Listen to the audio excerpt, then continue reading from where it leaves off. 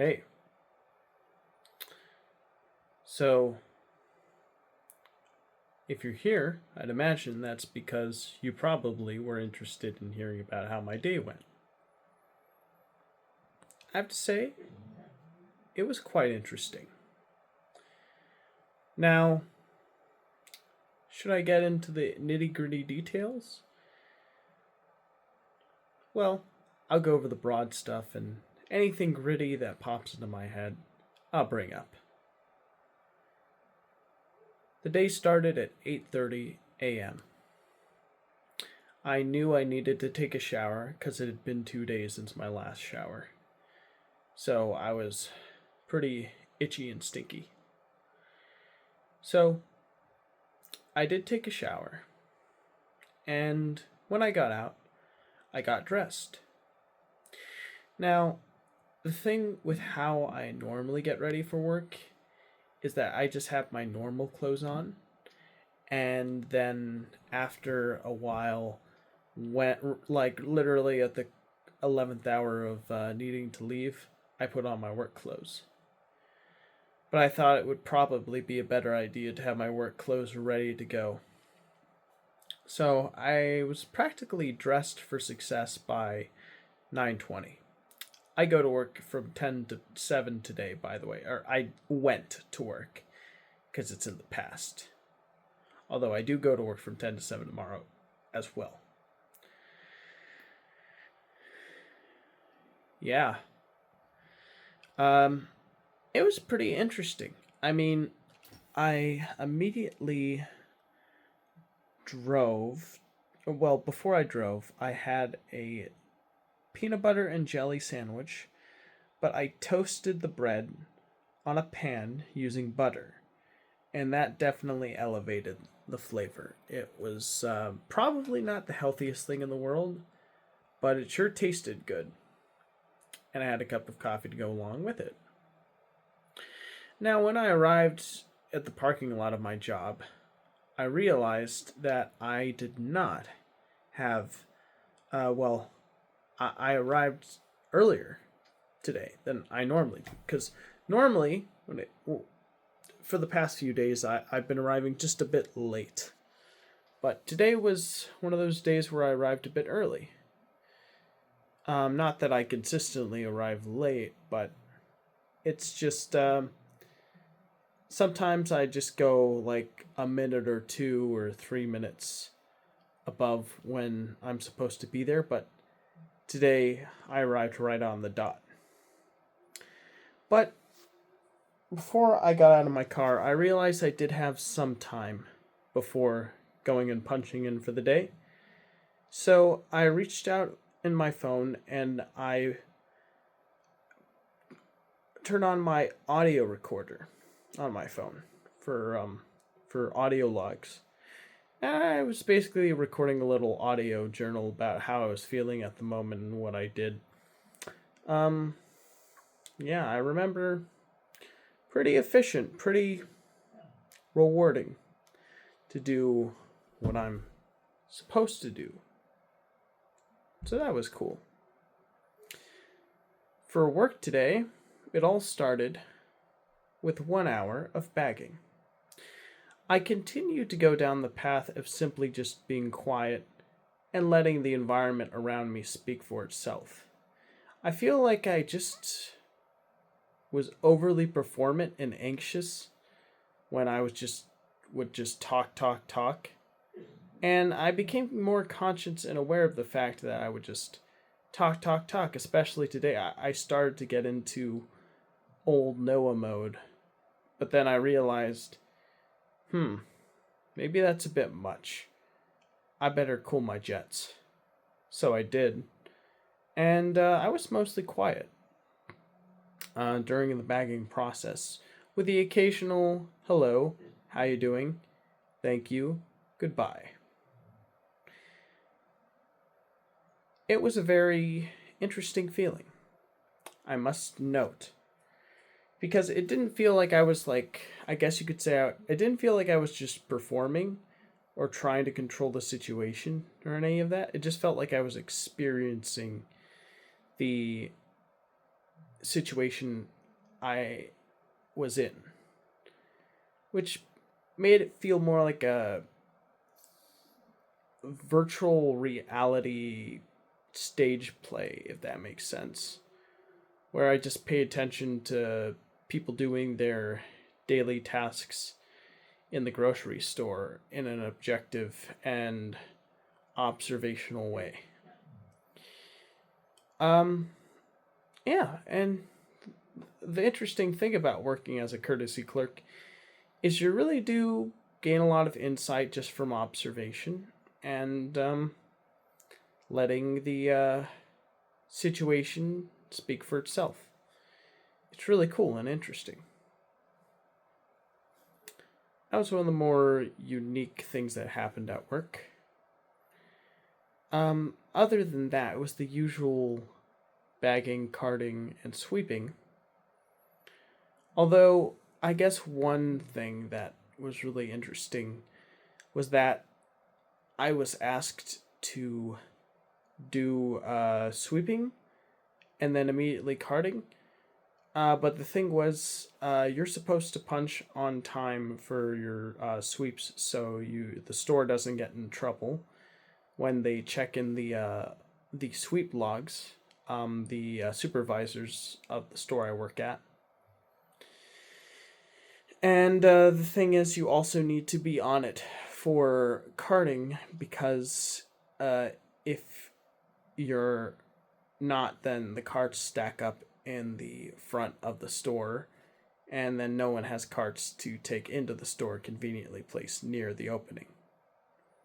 So I thought, and the reason I bring all this up is because these two shifts were placed right around sandwich right in between my 10-minute break that I was supposed to take. But because I needed to punch in my sweeps and do my sweeps and then do a lot, I wasn't able to take my 10-minute break when I was supposed to. So that was kind of a bummer, but I was able to get the 10-minute break in on my last hour, which we're not supposed to do, by the way, but there was really no other way for me to get that last break in other than taking it the last hour of work. Pretty interesting. Wonder why that happened, but some stuff just happens. Gotta roll with it, baby. Okay. For lunch, I had beans. I also had leftover meatloaf, which was good. And afterwards, I had butter and blueberry jelly toast with coffee for dessert.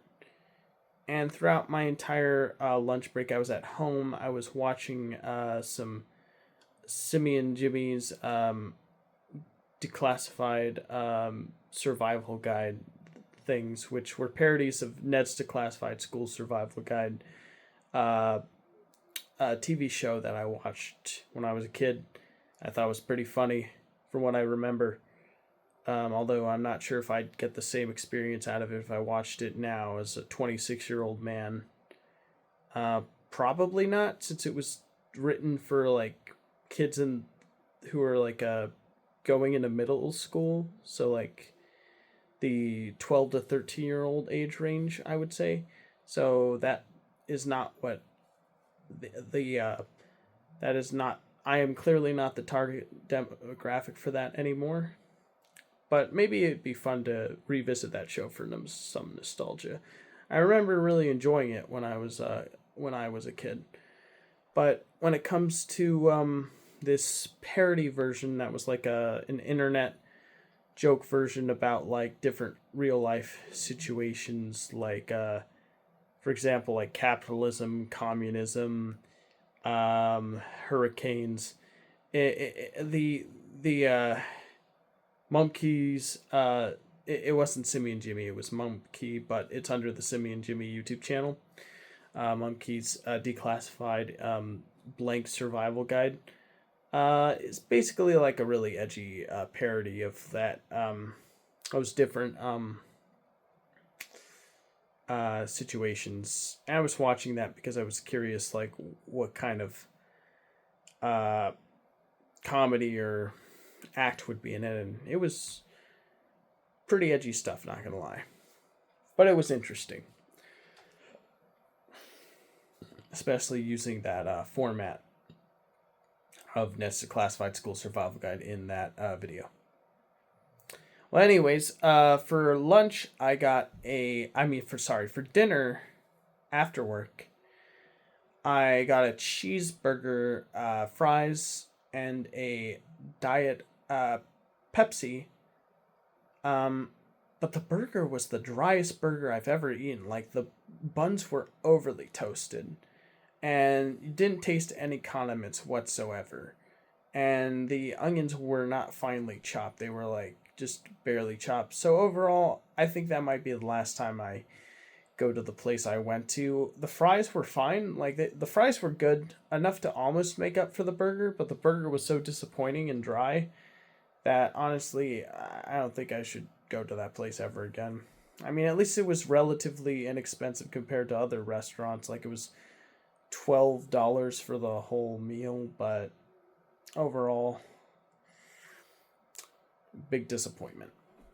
Um, One of our cats scratched my mom's leg. It was our youngest cat, Malcolm.